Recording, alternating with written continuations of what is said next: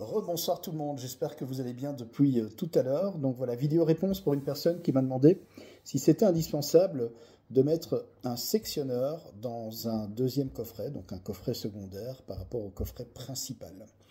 Donc pour ça, j'ai pris quelques notes et voici notamment ce que le RGIE recommande. Alors effectivement, oui, le RGIE conseille d'installer un interrupteur sectionneur de catégorie AC22A ou encore un DC22A dans un tableau secondaire.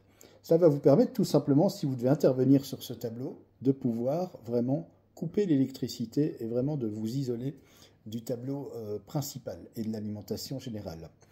Donc ce qui est important aussi, ce n'était pas le cas au départ. Donc au départ, je vais dire, même si le coffret secondaire était vraiment juste à côté du coffret principal, je vous l'avais dit en vidéo qu'il n'était pas nécessaire de mettre un disjoncteur, je vais dire magnétothermique de protection générale.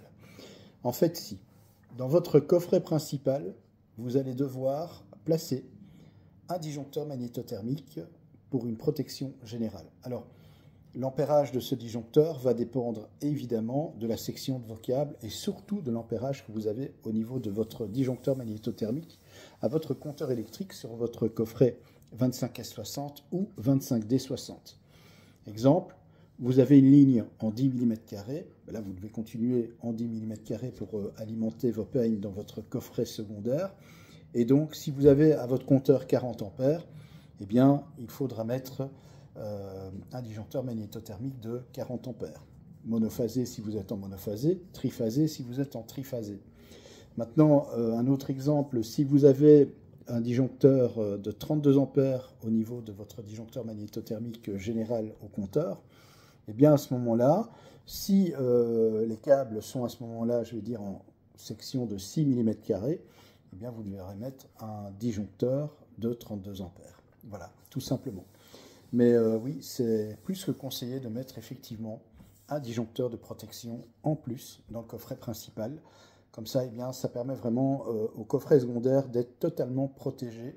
Vous me direz, il y a la protection effectivement générale du compteur électrique, mais comme, et j'en reviens à ce que j'avais dit dans la vidéo précédente, ou ce que ChatGPT avait dit pour être plus exact, comme en Belgique on est très à cheval sur la sécurité, eh bien oui, on est obligé de mettre un disjoncteur supplémentaire dans le coffret principal, parce que voilà, il vaut mieux en avoir deux qu'un seul finalement.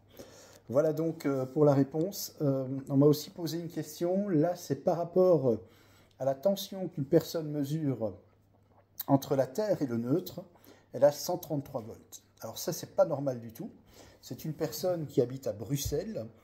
Alors j'imagine que comme tu as un neutre, tu es sur un réseau triphasé 3 fois 400 volts, donc ça veut dire que la logique veut que tu mesures entre la Terre et le neutre, normalement, ça doit être proche de 0 volts, ou peut-être aller quelques millivolts, mais sans plus, parce que le neutre et la Terre, c'est le même potentiel. Donc tu ne dois pas avoir une différence de potentiel aussi énorme.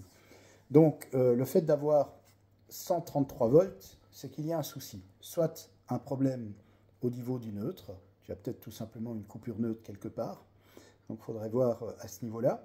Ça peut venir aussi de ta prise de terre.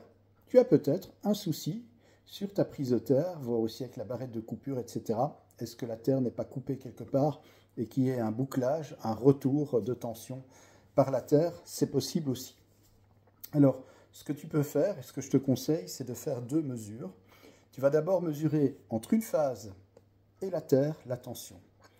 Si entre la phase et la terre, tu mesures, je vais donner un exemple, 235 volts, c'est bon, c'est OK. Si par contre, entre ta phase et le neutre, tu vas mesurer une autre valeur, soit une tension plus haute pour le coup, une tension même proche de 400 volts, là, effectivement, c'est que c'est ton neutre qui est en cause. Mais dans tous les cas, voilà, tu dois avoir 235, 234 volts entre ta phase et la Terre, mais également la même valeur entre ta phase et ton neutre.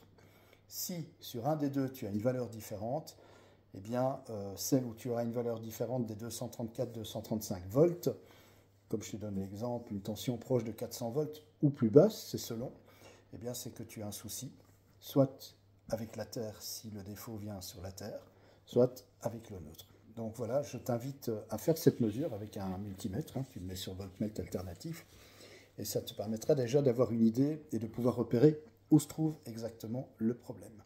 Voilà, merci d'avoir regardé cette vidéo. Je vous souhaite, eh bien, comme il est déjà tard, il est déjà 22 h dépassé de 45 minutes, je ne vais pas tarder à aller dormir parce que je me lève tôt demain. Je vous souhaite par conséquent une excellente nuit, je vous embrasse très fort, et on se retrouve encore cette semaine, bien sûr, pour de nouvelles réponses en électricité. Merci encore une fois de l'intérêt que vous portez à la chaîne Fabelec. Merci pour vos abonnements, merci pour vos nombreuses questions et toutes vos réactions. Je vous embrasse.